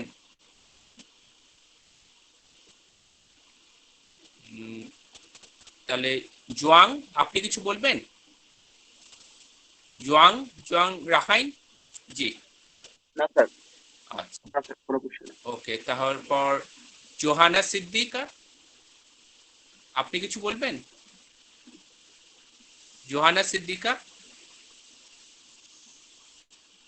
আচ্ছা, তাহলে বাহারুল ইসলাম আপনি কিছু বলবেন?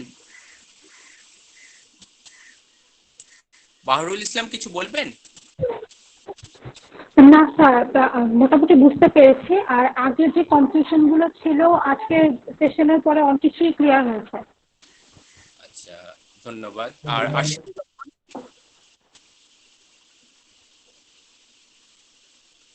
আশিকুর রহমান কিছু বলবেন? স্যার আমার কথা আর একটা কোশ্চেন ছিল, সেটা হলো যে কনসেন্ট লেটার নেওয়ার পরে আমি যাদের থেকে ইন্টারভিউ নিব তাদের নামকে আমি আমার পেপারে মানে মেনশন করতে পারবো?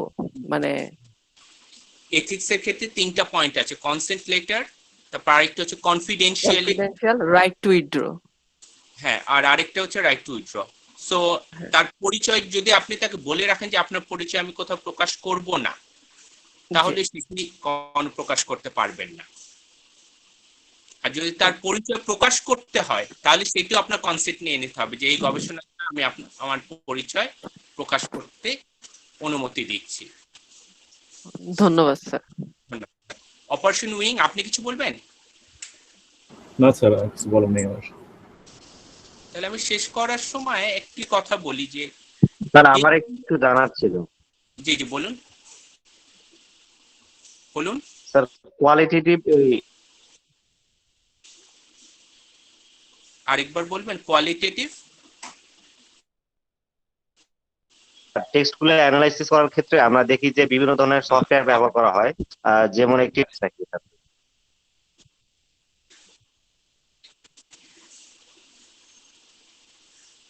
আরেকবার বলবেন।